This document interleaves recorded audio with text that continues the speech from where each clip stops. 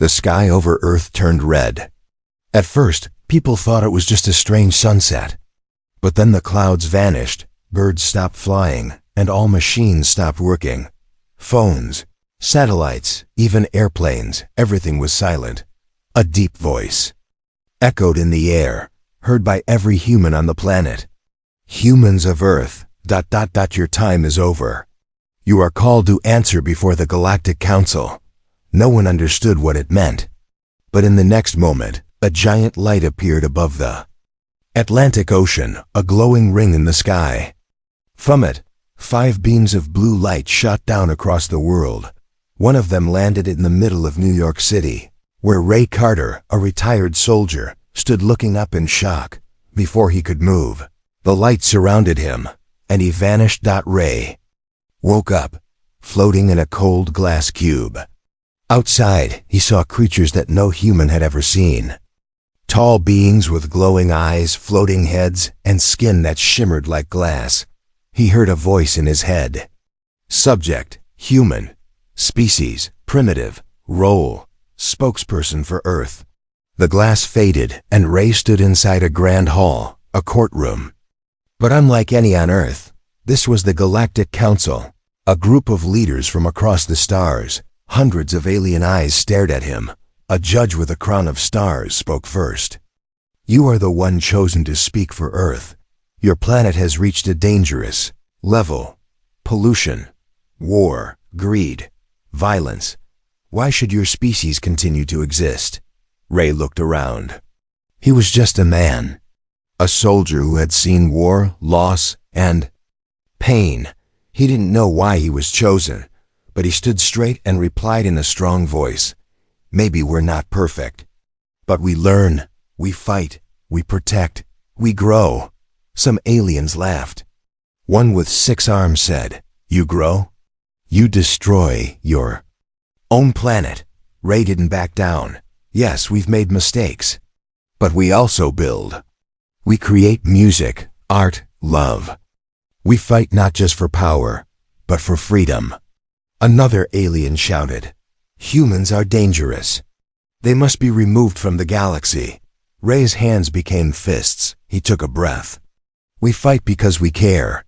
We care about our families, our homes. You see us as violent, but have you ever seen us love? The council murmured. The judge raised his hand. Enough. We have heard the human. The council will now vote. Ray's heart pounded. The lights in the room turned blue, then green, then red. Symbols floated in the air. Then the judge said something unexpected. Earth will not be destroyed. But the human must face a new test. Ray frowned. Test? 5 royal heirs from 5 powerful alien empires will each give you a trial. If you pass them all, you may become more than Earth's voice. You may become a king. The room went silent. Even the aliens were shocked. Ray looked around. I'm not a king, I'm just a man. You are more than that, human. You are now hope. Suddenly, 5 alien princesses stepped into the room. Each looked different, one with flames for hair, another with ice blue skin, one covered in shadows, another with crystal eyes, and the last glowing like the stars. They stared at Ray, curious and suspicious. One of them smirked. Let's see if this human is worthy. And just like that, Ray Carter, once a simple soldier, became part of something far bigger than Earth had ever known. The trial of Earth had just begun.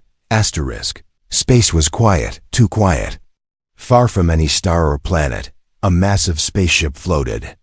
In the darkness, it was shaped like a crown, glowing with soft golden light. Inside the ship, 5 alien princesses stood around a silver table. Each one came from a different world, a different empire. But tonight, they were all focused on one strange thing, a human. Princess Valra of the Fire Worlds slammed her fist on the table. Her red eyes burned. A human! The council must be joking. Princess Alina of the Ice Moons folded her arms. Her voice was calm but cold. No, the council never jokes. This human... Ray Carter passed the first trial. Princess Nyx of the Shadow Realm laughed softly. She moved like a ghost, her face half hidden in a black veil. I like him already. Let's see how long he lasts. The youngest, Princess Solari, glowing with the light of a star, looked worried. But what if he succeeds? What if he wins? Silence. None of them wanted to answer. The fifth, Princess Kira of the Crystal Empire, finally spoke. Then one of us must marry him, and he becomes king of the 5 realms. A heavy silence filled the room. They all knew the old law. Whoever passes all 5 royal trials earns the right to the Star Throne and the hand of the princesses. But this was not a normal year, and Ray Carter was not a normal challenger. Meanwhile, Ray stood in a tall chamber made of silver walls. The floor glowed with light under his feet. He had just finished changing into a new suit, strong, flexible, and clearly alien. Where am I now? He whispered to himself. A voice answered, soft, smooth, and full of energy. You are. In the Hall of Trials, human. Ray turned. In front of him stood a strange being, half machine, half orb of light. You will face 5 tests, each created by a royal heir. You may refuse, but Earth will lose its place in the council. Ray nodded slowly.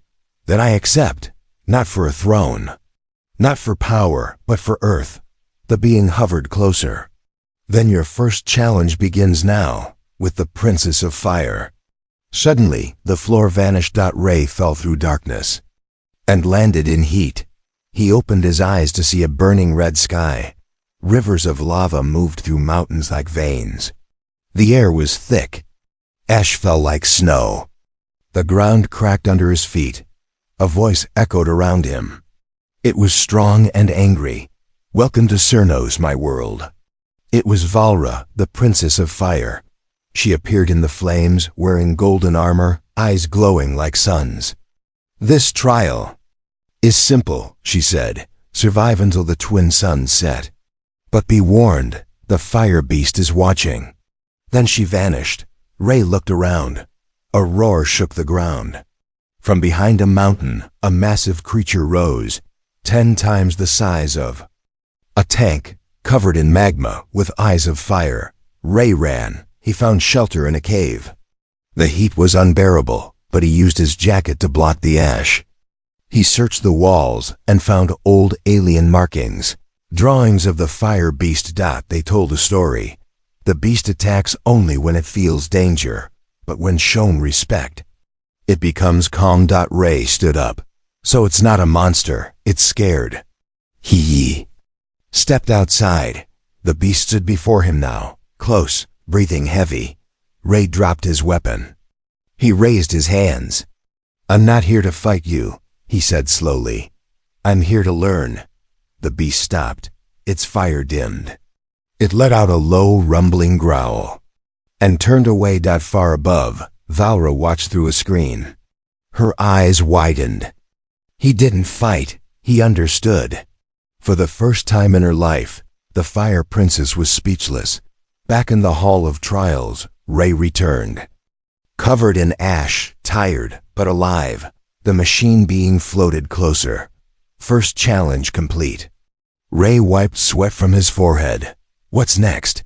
Behind him, icy winds began to blow. The lights turned blue. A cold voice whispered in the air. Now, we see how brave you are when the enemy is your own mind.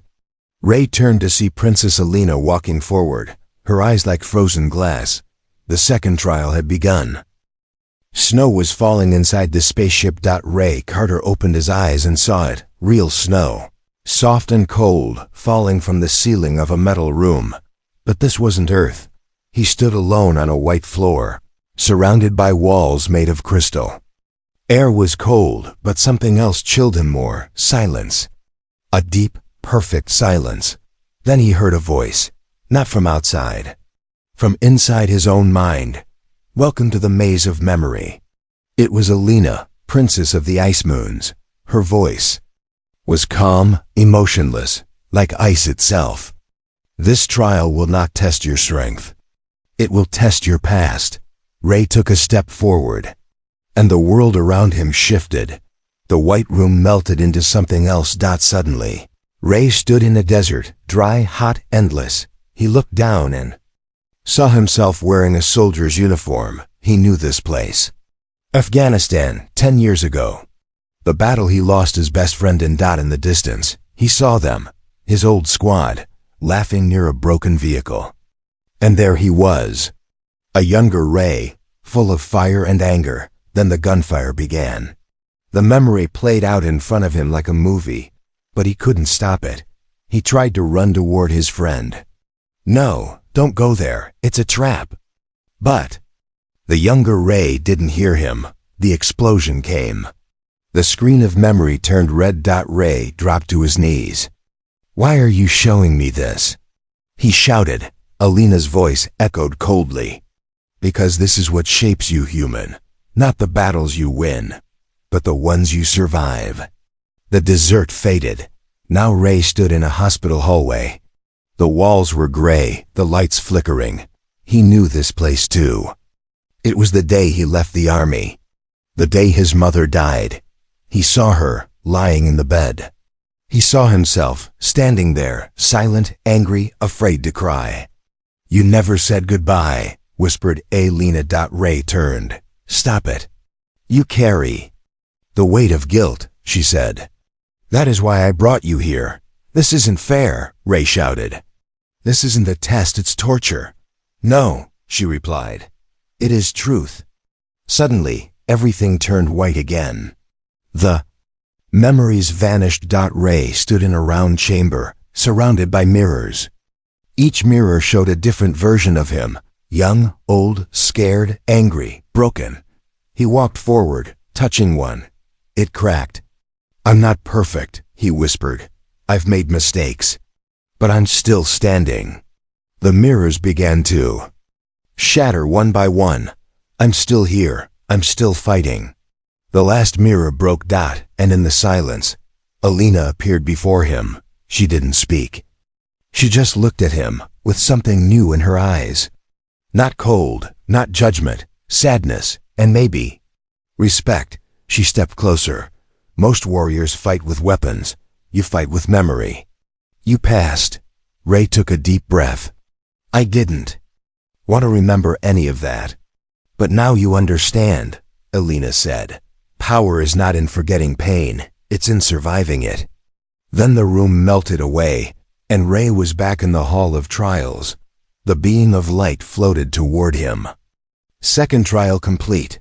Ray didn't smile. He didn't speak. He simply nodded. Above him, a new door opened. This time it was dark, silent, heavy. A whisper came from the shadows. "Now let's see how long you last, when you are being hunted." A soft laugh echoed through the hall. From the shadows stepped Princess Nyx.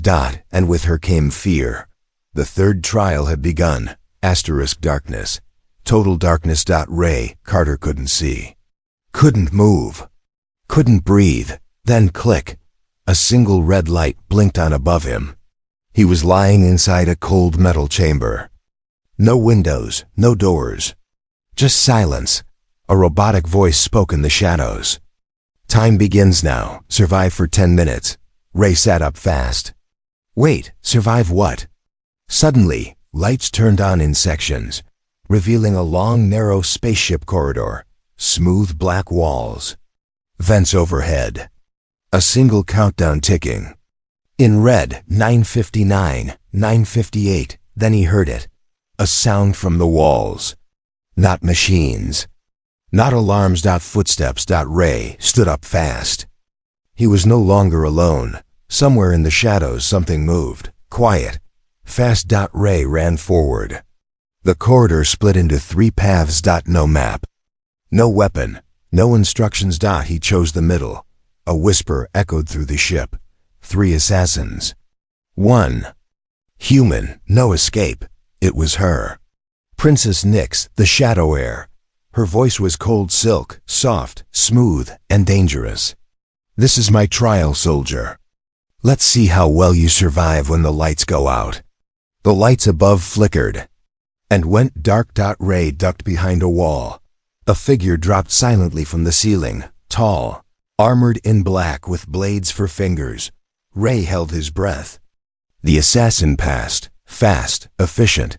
Not human. Ray spotted a vent and crawled inside. The narrow space was tight. Too tight. But safer, for now he found a small access panel and pulled it off. Inside, loose wires sparked. Maybe I can use this, he thought. He pulled two together. The lights blinked once. Far down the hall, a trap door slammed shut. A scream echoed. One assassin, gone. 6:44. Ray dropped into a storage bay. Dark and cold. Suddenly, something moved behind the crates. Ray grabbed a broken metal rod. Too slow. A second assassin lunged. They fought, fast, brutal. The assassin had no emotion. Ray used speed, not strength. He smashed a pipe into a leaking gas line. The assassin paused, confused. Ray sparked the wires. Boom. A fireball flashed. The second assassin fell. Ray rolled away, coughing, eyes stinging from smoke. 2 down. He muttered. 301. Ray limped into the ship's command room. He was bleeding, tired. Alone. Or so he thought. Behind him, a whisper of movement. He spun, but no one there. Then he saw her. Not an assassin. Not a robot. Princess Nyx herself, standing in the dark corner. Her skin shimmered like shadow. Her eyes glowed faintly purple. You surprised me, Ray Carter. I'm getting tired of these surprises, he said, raising the metal rod again. She smiled. You passed the trial, Ray frowned. But there's one more left. She stepped forward. Yes, me. And just like that, she vanished. The final assassin dropped from the ceiling, twice as fast, twice as deadly. Ray had no tricks left. No weapons. But he had one idea. He hit the emergency oxygen valve. Alarm screamed. Air sucked from the room. The assassin slowed, just for a second. Ray tackled it into the wall, hard, slamming the vent open behind it. The metal cracked. The assassin was pulled out, into the vacuum. Ray held on, fingers bleeding, until the door slammed shut again. 012, 011, 010. Princess Nyx appeared in front of him again. This time, clapping slowly. You didn't win with strength, you won with instinct. Ray collapsed onto one knee. I'm still breathing. That counts, right? She nodded. You were hunted. You adapted. That's how predators survive. Then she leaned in, her face inches from his. But tell me, Ray Carter, are you sure you're the prey? She vanished again into the shadows. Back in the hall of trials, Ray returned, burned, bruised, exhausted. The light being hovered before him. Third trial complete. Ray looked up. What's next? The walls began to shift again, turning into polished white and gold. In the distance, soft voices whispered secrets. A royal palace formed in front of him, a voice filled with silk. And suspicion echoed. Not all enemies come from outside human. Sometimes they wear crowns. Princess Kara had entered, and now came betrayal. Somewhere beyond the stars, a crown waited. But not for the one they expected. A grand hall of crystal towers rose into a silver sky, floating stairs, marble floors glowing from within. Alien music played, soft, slow, ancient. Ray Carter stood at the gates, dressed in ceremonial armor given to him after the third trial. It was clean, polished, but his hands were shaking. This wasn't a battleground. This was a palace. And for the first time, Ray felt like he didn't belong. Inside, the 5 princesses were gathered. But their voices were not friendly. They argued behind closed doors. He's dangerous, hissed Princess Kara, the crystal heiress. He passed the fire, the mind, and the hunt. What if he passes all 5? Then the law is clear, said Solari. He takes the throne. Kara's crystal blue eyes narrowed. Then we change the law. Before it's too late. Meanwhile, Ray walked through the palace alone. Guards watched him. Servants whispered as he passed. He entered a high chamber. The hall of lineage. It was filled with portraits, kings, queens, warriors from 100 worlds. And there, in the center, a hologram of the galactic star throne. A seat made from fragments of ancient stars. Pulsing with strange light, Ray stepped closer. Suddenly, the throne reacted, glowing brighter. A hidden voice spoke from above. Unauthorized DNA match. Detected. Wait, DNA match? Ray whispered. The room dimmed. Another hologram appeared, this time showing a map of Earth. And a single name, Project Solus, human royal bloodline, lost record. Ray's heart raced. What are they hiding? Outside the chamber, Kara watched from the shadows. She touched her wrist device. A cold voice responded. Shall we eliminate the human, Your Highness? Kara's lips curved into a smile. Not yet. Let him find the truth. Then, we erase it. Later that night, Princess Solari found Ray sitting alone in the garden of glass trees. You saw the hall of lineage, she said softly. Ray didn't answer. They won't tell you, but I will, she said. You're not just human. You're something older, something forgotten. Ray turned. Tell me. Solari knelt beside him. Her eyes glowed softly. Thousands of years ago, humans were not weak. They ruled. They built empires among the stars. But one day, they vanished. Erased from the Council's history. Why? Ray asked. Because they were feared, Solari whispered. Too creative. Too emotional. Too free. Ray stood, fists clenched. So they lied. All of them. Solari nodded. Even the throne. It was made by humans. Only your kind can activate it. So this whole thing, the trials, they're not to test me. They're to hide me. The next morning, a new trial chamber opened. But this one didn't feel right. It was quiet.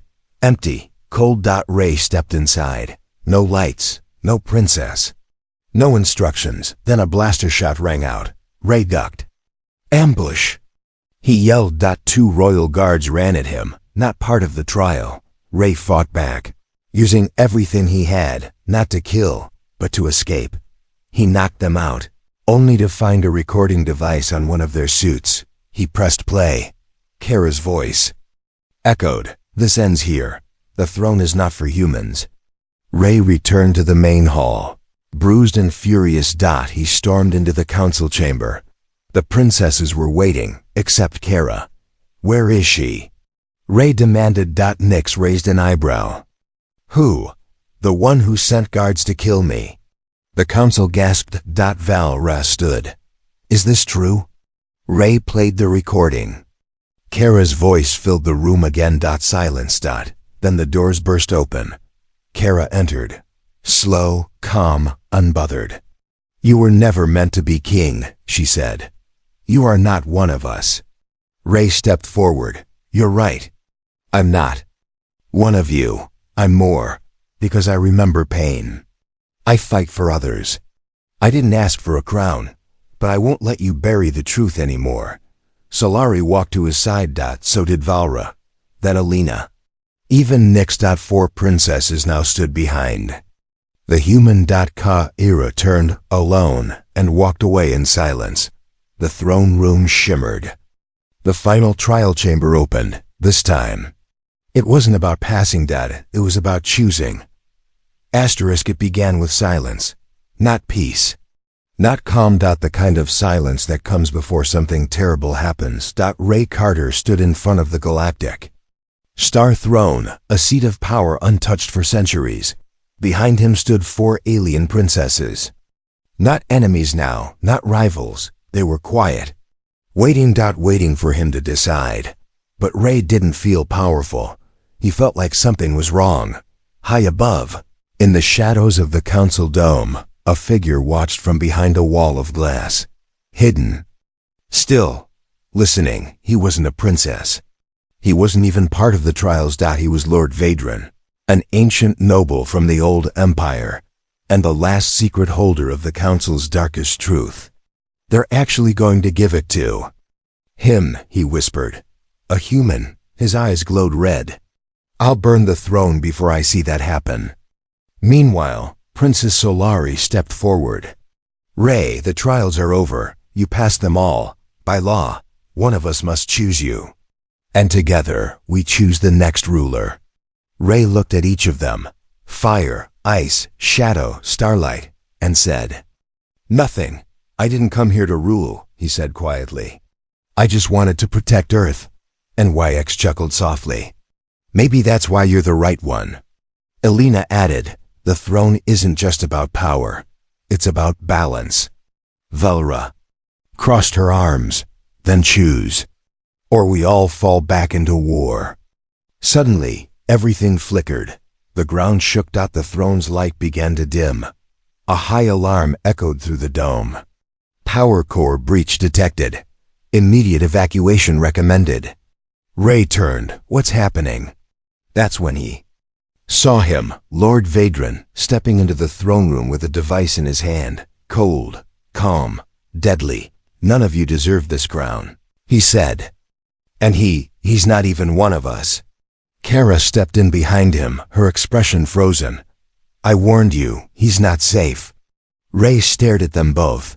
You tried to kill me once. This time you're going for everyone? Vadran smiled darkly. This throne was never for a human. It was built to be protected from humans. You erased our past, Ray said. You were afraid of us. We still are.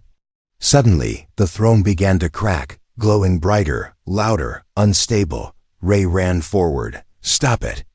If that core explodes, it'll take half this system with it. Vadran raised his weapon. Then no one gets the crown. But before he could fire, Valra launched a fireball from her palm. Nyx slipped into shadows. Elena raised an ice shield. Solari held Ray back. A battle erupted. Fast, chaotic royal dot in the middle of the chaos. Ray saw the throne, shaking, breaking, pulsing with raw energy. He stepped forward. The machine being that had guided him through every trial floated into view. Only one with matching blood may stabilize the core. Ray shouted through the storm. Tell me what to do. Sit on the throne, bind with it, accept the crown. Ray hesitated. I'm not ready for this. The machine replied, No one ever is. Ray ran through fire and ice. Blasts struck the walls. Vadran screamed from behind. Ray leapt forward and sat. The moment he touched the throne, everything changed. Lights surged through the palace. The ground stopped shaking. The power core pulsed once, then calmed. The throne glowed blue. Then gold. Then white. The storm was over. When the dust settled, the council stood in silence. Ray rose from the throne, eyes glowing faintly with ancient light. Vadran was gone. Kara had vanished. The four princesses stood together, looking at him now not as a guest, but as a ruler. You didn't take the throne, Nyx whispered. It chose you. Ray looked at them all. No, we choose together. Solari smiled. Elena nodded. Valria grinned. And in that moment, the galaxy, for the first time in thousands of years, had a new kind of leader, a human. Are you afraid? That was the first question they asked him. Not when he fought the fire beast. Not when he faced his memories. Not when he survived assassins or exposed betrayal. They asked it now, when the galaxy was watching, and the crown was his. Ray Carter stood at the center of the great celestial arena. High above 1,000 worlds, billions watched, from jungle planets to cities made of clouds. Every screen, every sky, every race, waiting to hear from the first human king in galactic history. But Ray wasn't thinking about the crown. He was thinking about Earth. A soft wind moved across the arena. Ray wore a new uniform, not royal, not military, simple, strong, his own. Machine being floated beside him one last time. The throne is stable. The council is reformed. The galaxy waits, King Carter. Ray turned slowly. Don't call me king. Then what shall we call you? Ray looked to the stars. Call me a reminder. Flashback, Earth, 24 hours ago. Ray stood on a quiet hilltop. Real grass. Real wind. Real sky. He visited his mother's grave. Not as a soldier, not as a ruler, just a son. You always told me to never give up, he whispered. Even when no one believes in you. He looked up at the night sky. Now they all believe. And I have to carry that. Back in the arena, the council stood in a circle around him.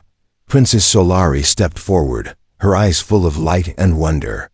Ray Carter of Earth, do you accept the crown, the council and the stars? Ray took a long breath. Then he shook his head. Gasps filled the air. Nyx's voice whispered, amused. He's about to do something dangerous again. Ray raised his hand. I don't accept this crown for myself. I accept it for every forgotten world. For every broken planet. For every species you called weak or primitive. You judge humans by our worst, but we are more than our mistakes. The arena fell silent. He pointed upward, toward a galaxy still divided by fear. I will not rule alone. Number one should. Then came the unexpected. Ray took the ancient crown, glowing with white energy, and split it in two. Half floated to the council. Half stayed with him. The throne will no longer belong to one being, he said. It belongs to all. The machine being paused. This has never been done, Ray smiled. Exactly. And so it began. The age of humans, but not just humans. The age of unity, across the stars. Statues of old kings were taken down. In their place, new banners rose. A blue earth beside 5 golden stars, one for each princess who stood with him. Ships were built, fast, free, shared between species. Old enemies became trading partners. War zones became cultural hubs. And on Earth, where it all began, a portal opened in the sky. A peaceful gate. Aliens came not as invaders, but as guests. Children learned galactic history in schools. New languages were born. New heroes rose. Ray Carter's name became legend, not because he was the strongest, but because he refused to stand alone. In the final scene, Ray walks alone through the quiet halls of the council tower. No crown. No guards, just thought. Solari joins him.